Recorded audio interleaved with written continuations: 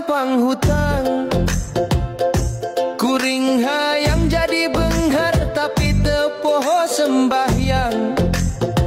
Tapi ulah poho duit ngan saukur sarana.